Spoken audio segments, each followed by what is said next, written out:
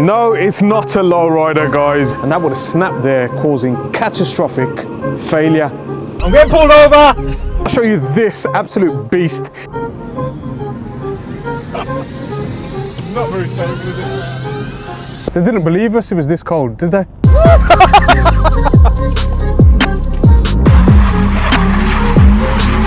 Whoa!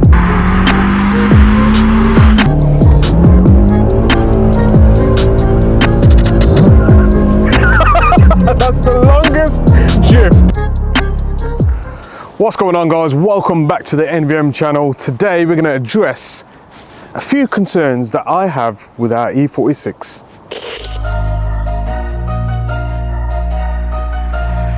Don't matter if you cars for the road or tracks. Mexico on the lanes or Dunnington doing up laps. Car man, I got maps doing up maps. Maximum power, cars get gapped. They got tuners, we got tuners, but they're tuners a load of. Man got the map, what kind of map? Best boat map, fastest lap. Zoom in, pass, don't watch out, big man map. 3 maps, take a passenger seat, watch a man collapse. Foot to the floor, rev to the max. Team got through like axe. All you see is flames, all you hear is bullets and bangs. Subscribe and like, the visuals nice. With times in the cam, the drive is right when programmed by the NV gang. He's doing it well, he's doing it right, and they can't do it like man. NV Motorsport, it's in the game. Gang.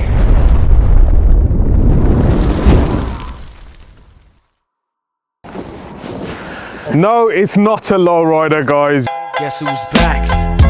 Yes, it's got 188,000 miles on the clock, so the shocks and springs are absolutely knackered.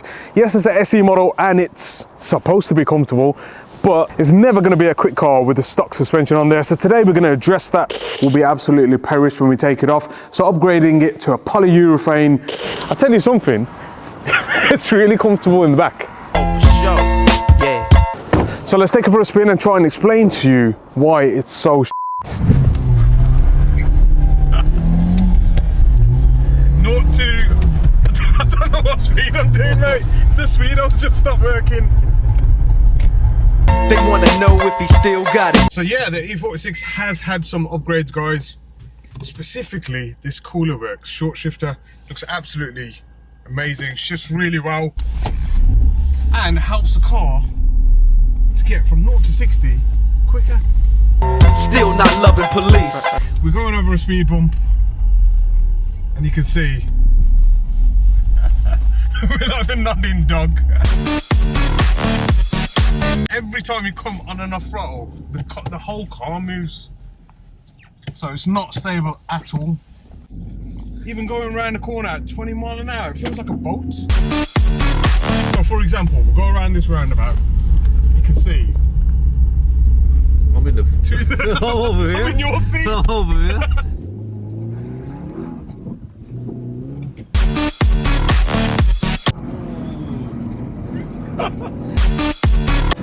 It's not very stable, is it?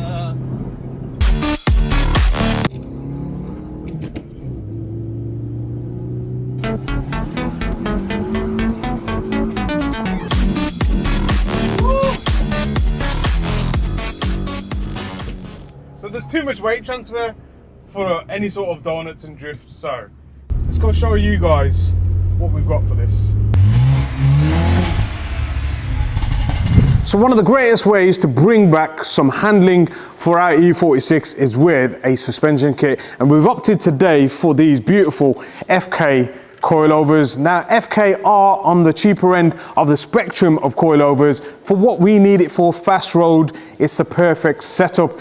It has got a 36-way bump and rebound adjustability on the front and rear, and we've mated it up to some PowerFlex top mounts. Now more than likely the top mounts on this car will be absolutely perished when we take it off, so upgrading it to a polyurethane top mount is what's going to give it that extra tightness. It has got a bit of a reinforcement plate as well, because the E46 throughout the range was known for weak top mounts on the front and the rear.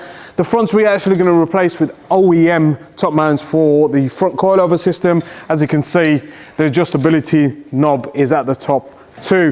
The FK coilovers come with front drop links, but the rear drop links are not ball jointed like the front, so they tend not to rip or tear. And we're also going for a PowerFlex engine mount so that we can get them shifts with the short shifter without any sort of movement in the transmission. And I think that's what's causing a bit of the notchiness between the gears.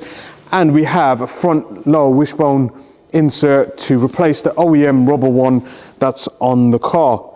At the rear, we have adjustable camber arms. Now, the reason why we've gone for adjustable camber arms is because it gives us so much ability to adjust the camber on the rear setup as you lower the car. What we're trying to do is make it as straight and true as possible, because as soon as you lower a car, the camber tends to tug in, and it's very difficult to get the adjustment at the top of the rears. So we'll get all these fitted, take it for another run and show you guys the difference.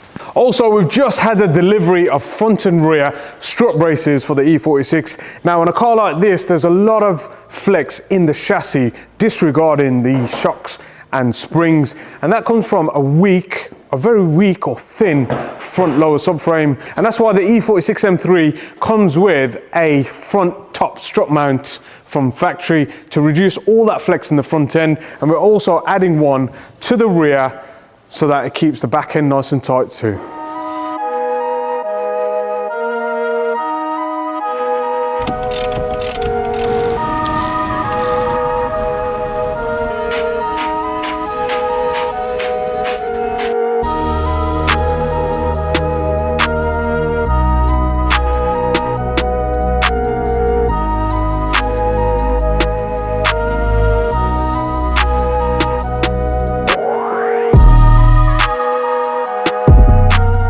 So you can see there, that's probably a major factor to why the car feels like a bolt on the road. And also the rear shock's off. I mean, it's not bad for 180k, but you can see the shock's absolutely knackered. It's got no rebound to it, so the springs are doing all the work. And also the shaft has kind of rusted almost down to about 6 mil. So I think any kind of major abuse on this car, and that would have snapped there, causing catastrophic failure. And that's the rear spring. Although it's in good condition, it's probably taken a lot of abuse because the shocks ain't been working efficiently. So we've got the rear adjustables on the FKs, which will sit there and we can set the ride height to what we need. Although I do want kind of an OEM ride height on this, just with the adjustability to get the car 100% level and the bump and rebound adjustment. So yeah, let's get these on.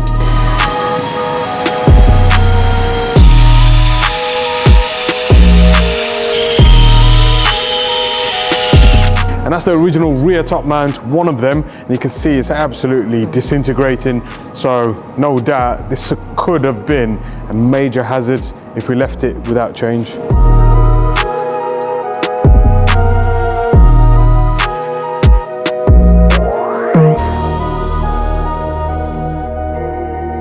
we never showed you on camera, but those bushes were an absolute pain to press out, burn out, chisel out. But now the PowerFlex bushes are on, almost complete. We'll get it on the road and show you guys the difference.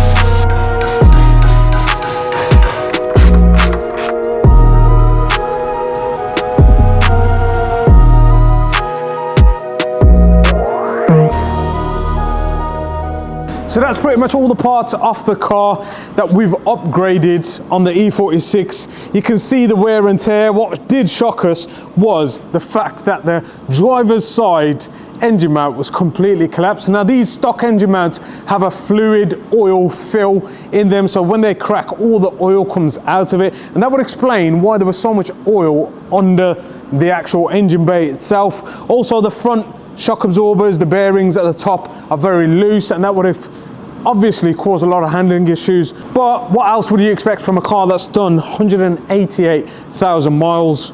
Now with the upgraded parts, it's going to make a significant difference on the road, so I can't wait to drive it. So while the E46 comes out, I want to show you this absolute beast, E92 M3 with an intercooler on it, because it's got a massive supercharger fitted to it. Absolute beast. So this is going to undergo some stage 3 mapping once we get it started. So the owner actually built this car, put all the bolts on there, but it didn't start. So we've got to figure out exactly what's wrong with it, get it cranked and get it starting, check all the compression, etc. and then start mapping on it. Hit that subscribe button, click on the bell notification icon so you don't miss an episode, and call us up and say, what's up with the E46 project? Well, if you click that bell notification icon on, you won't miss a thing. First start, mate. Purring beautifully. Before, every time you started it, the whole car moved. Okay. But there's a bit of NVH, which is kind of like cabin vibration, but it would be stiffer engine mounts. We have got some transmission mounts coming to stiffen up the actual gear position more than anything. Need some racing seat belts. Oh, mate, we need a lot in here. My biggest concern at the moment is the weather. Okay. So it's like -4 outside, and we've got a CNC billet Minus gold 10. knob. Minus 10. That's freezing. So if anyone out there can knit us a knob cover, if anyone out there can knit us something to cover our gold knob, send it through to us. Our address is on our website. Bruh, it's the clutch. Now these are our local speed bumps, aren't they? So these are the ones where the other one was bouncing around like a lowrider. These, see how stiff it is. Test it. You're going a bit slow though, innit? You need to go a bit faster. Okay, let's go a bit faster. That Let's was, go a bit that faster. was, I don't know if that was normal speed.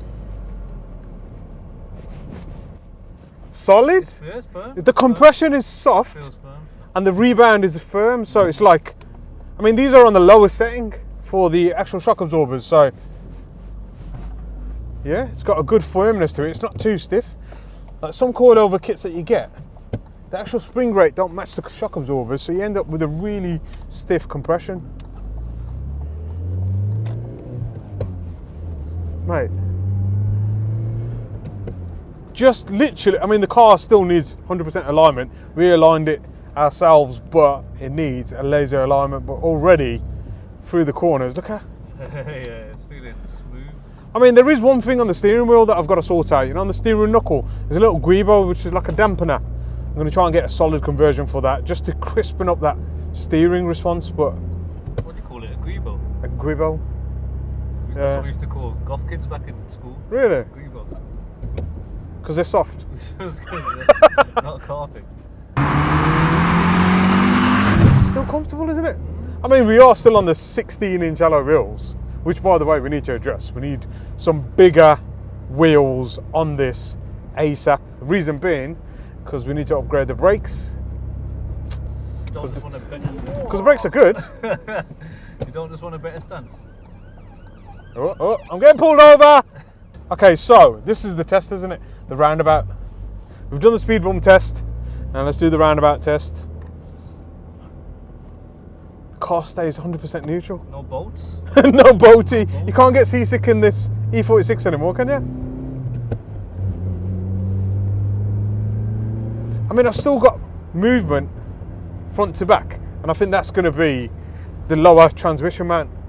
As soon as I upgrade them, there's going to be less movement on there, but Feels like a modern car now. it feels way more modern. It feels tight. It feels taut.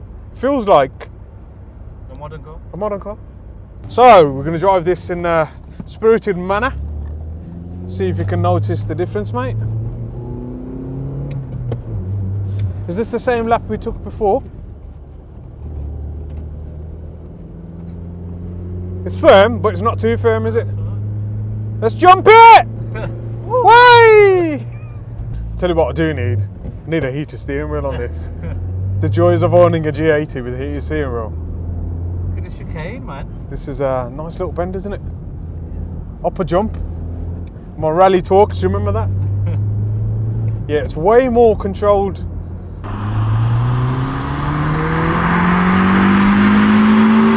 You've got to take this E46 round the track. And for that, the ability to adjust the suspension and make it stiffer is going to be key. Especially on something that I really want to kind of daily. Did you get this kit then? I mean, this kit, like I said at the beginning of the video, it's a cheaper coilover system, and it's not cheap in quality, it's just priced cheaply because the same manufacturers make a lot of other expensive kits, so they can still use the same shock casings. It's just the valve technology and the actual rod diameter of the piston makes a difference, but I think they've done really well with the valving, and the ratio between the spring and shock is perfect. Good value for money in English. Definitely. I mean, look, there's going to be a time where we might have to upgrade and upgrade. But it should last a lot longer than. But yeah, definitely. I mean, if you are going to change your suspension on the E46, don't replace it with stock, especially when you can buy some decent coilovers at a decent price, probably cheaper than OEM BMW. So it's cheaper to actually get them. Cheaper to upgrade than replace, and they'll last longer. Let's jump. You ready? No. Yeah, do that in the old suspension, and your wheels would have fallen off.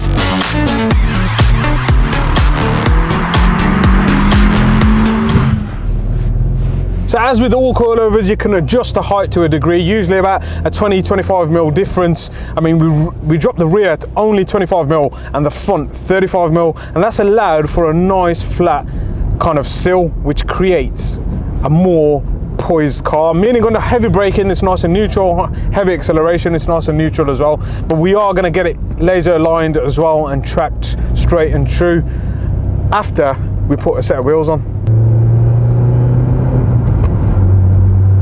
I keep forgetting this car's not turbocharged. It's got so much torque now. See? Direct torque. Anyway. Why?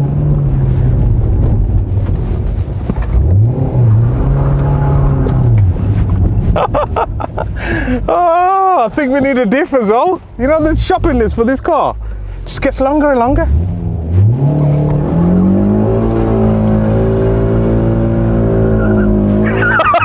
That's the longest drift in first gear. I love this car. Absolutely love it. What do you think, mate? Nice. Suspension's firm but comfortable. Better than it was. Heater's working, that's all I care about. The heaters are working, yeah, definitely. So, what did you think of that E92? Shall we put the S54 supercharged engine in this E46? Of course. If you can get it started. If we can get it started. They didn't believe us it was this cold, did they? Look at the floor.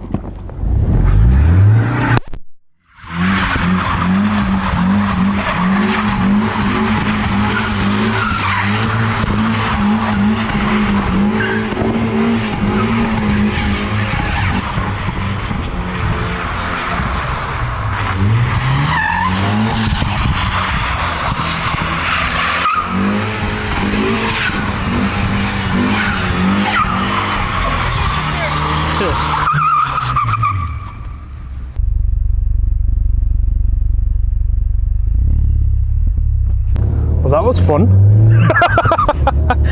Oh, I love this car.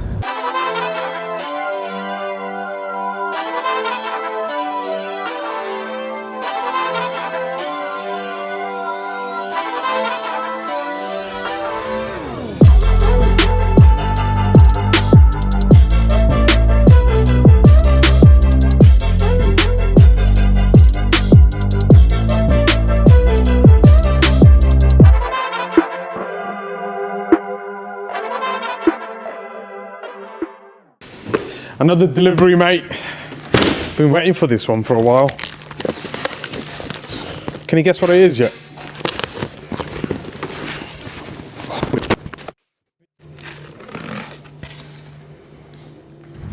So there we have it, another toy to add to our collection, a limited edition Otto M3 E46 Touring replica. Bit of inspiration for us and a bit more reason for you guys to stay tuned for more. Catch you in the next one.